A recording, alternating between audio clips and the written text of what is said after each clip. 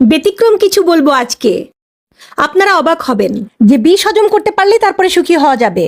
Yes, আপনি যদি সংসারে সুখী হতে চান, সত্যিই সংসারে সুখী হতে চান এবং দীর্ঘদিন ধরে সাংসারিক সম্পর্কটা সামনে এগিয়ে নিয়ে যেতে চান, দাম্পত্য সম্পর্কটাকে এগিয়ে নিতে চান, তাহলে আপনাকে সত্যি সত্যি বিষকে হজম করতে শিখতে হবে। এই বিষ, যে বিষের কথা আপনি ভাবছেন তার চাইতেও বিষাক্ত। এই বিষ, বোতলের যে বিষ খেলেই আপনি মারা যান, তার চাইতেও যন্ত্রণাদায়ক। কারণ এই বিষ আপনি খাবেন, আপনি একটু অর্ধেক যন্ত্রণা ভোগ করবেন বা লম্বা সময় ধরে যন্ত্রণা ভোগ করবেন, কিন্তু আপনি মরবেন না, আবার আপনি সুখী হবেন। ব্যতিক্রম কথা না? আমি জানি আমার এই ভিডিও শোনার পরে অনেকেই আমার সাথে দ্বিমত পোষণ করবেন এবং কমেন্ট বক্সে বিভিন্ন ধরনের কমেন্ট করবেন, করুন, কিন্তু এটা সত্যি কথা। আপনাকে বিষ হজম করতে শিখতে হবে। বিষ মানে কথার বিষ, বিষ মানে অবহেলার বিষ, বিষ মানে অবজ্ঞার বিষ, বিষ মানে তীর্যকভাবে তাকানোর বিষ, বিষ মানে অবিশ্বাসের বিষ। আপনি সংসারে দাম্পত্য জীবনে চলতি পথে অনেক ধরনের অভিজ্ঞতা অর্জন করবেন। আপনি যে রোমান্টিক সম্পর্কের প্রত্যাশায় দাম্পত্য জীবন শুরু করেছিলেন, দাম্পত্য জীবন আসলে ততটা রোমান্টিক নয়। এটা একটা অর্গানাইজেশন, এখানে আপনার সন্তান জন্মগ্রহণ করে। দাম্পত্য জীবনে দুইজন পার্টনারের অসংখ্য পার্সোনাল ইস্যু থাকে, পারিবারিক ইস্যু থাকে, আর্থিক ইস্যু থাকে, আবেগীয় ইস্যু থাকে, সামাজিক ইস্যু থাকে, বাচ্চা কাচ্চার ইস্যু থাকে। এত ইস্যু যেখানে হ্যান্ডেল করতে হয়, সেখানে রোমান্টিকতা আস্তে আস্তে কমতে থাকে, কমতে কমতে কমতে কমতে তলানিতে ঠেকে। একসময় দুজনের মধ্যে যে একটা রোমান্টিক সম্পর্ক ছিল, সেই সম্পর্কটার কথা ভুলে যায় মানুষ।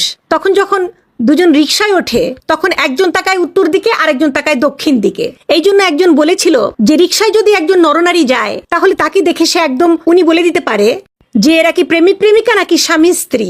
স্বামী স্ত্রী তো হওয়া দরকার ছিল প্রেমিক প্রেমিকা, কিন্তু সময়ের পরিক্রমায় এবং ব্যবহারিক কারণে, বিভিন্ন যন্ত্রণা ফেস করার কারণে একজন আরেকজনের মুখ দেখার অবস্থা থাকে না অনেকক্ষণ। সরি, আমি সবার কথা বলছি না, অনেকের কথা বলছি। এবং দাম্পত্য জীবনের যে কলহ, দাম্পত্য জীবনে যে সংকট, এটা অবশ্যম্ভাবী, এটা হবেই। কিন্তু বিষয়টা হচ্ছে আপনি এটাকে কিভাবে হ্যান্ডেল করছেন, আপনি এটাকে কিভাবে ম্যানেজ করছেন। আসলে আপনি আদৌ এটাকে ম্যানেজ করতে চাচ্ছেন কিনা। যদি ম্যানেজ করতে চান, তাহলে ওই যে বলেছি যে সব কুটু কথা আপনি মনে রাখবেন না। অনেক কিছু আপনি দেখবেন, দেখে আপনি চোখ দিয়ে বুকের মধ্যে ঢুকিয়ে ফেলবেন, বিষটাকে হজম করে ফেলবেন। অনেক কথা শুনে আপনি ভেতরে নিয়ে নিবেন, রিপ্লাই দিবেন না। অনেক কষ্ট আপনি বুকের প্রকষ্টে জমা করে রাখবেন। সবসময় যে কষ্টগুলো, কথাগুলো তীব্র তা নয়, অবহেলাগুলো তীব্র তা নয়, কিন্তু ছোট ছোট অবহেলা লম্বা সময় ধরে তীব্রতার জন্ম দিতে পারে। ছোট ছোট ঘৃণা লম্বা সময় ধরে বিরাট এক ঘৃণায় পরিণত হতে পারে। আপনি যদি বিষকে হজম করতে শেখেন, সুবিধাটা কি? সুবিধাটা হচ্ছে যে আপনার মন মেনে নিল আপনি সংসার করবেন, আপনি সামনে যাবেন।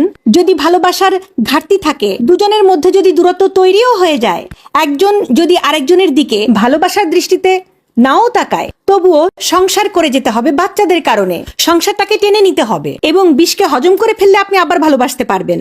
আর বিষকে যদি হজম করতে না পারেন, গায়ে মেখে রাখেন, মনের মধ্যে রাখেন, তাহলে আপনি ভালোবাসার পুনর্মিলন ঘটাতে পারবেন না। আর সংসারে যদি ভালোবাসা না থাকে, একটা আন্ডারস্ট্যান্ডিং না থাকে, সংসারে যদি একটা দূরত্বের সম্পর্ক সারাক্ষণ চলতে থাকে, তাহলে আপনি সামনে যেতে পারবেন না। দূরত্বটাকে আপনি গিলে ফেলুন এবং বিষকে হজম করে ফেলুন। হয়তো কথাগুলো দাম্ভিক মনে হবে, হয়তো কথাগুলো আপনাদের কারো কারো কাছে কেমন শোনাবে, কিন্তু প্র্যাকটিস করে দেখুন। না হলে সংসারে এমন সময় আসবে যে মনে হবে যে না, আর দুজন একসাথে পারা যাচ্ছে না। আপনার ছেলে মেয়ে বড় হয়ে গেছে, আপনি যাবেন কোথায়? দুজন তখন আলাদা হয়ে গেলেন। অথচ আপনার যে জীবন চলছিল, যদি বিষ হজম করে থাকতে পারতেন, তো ওই জীবন অনেক সুন্দর ছিল। আলাদা হয়ে যে জীবন হবে, সে জীবন অনেক মর্মান্তিক। আমিও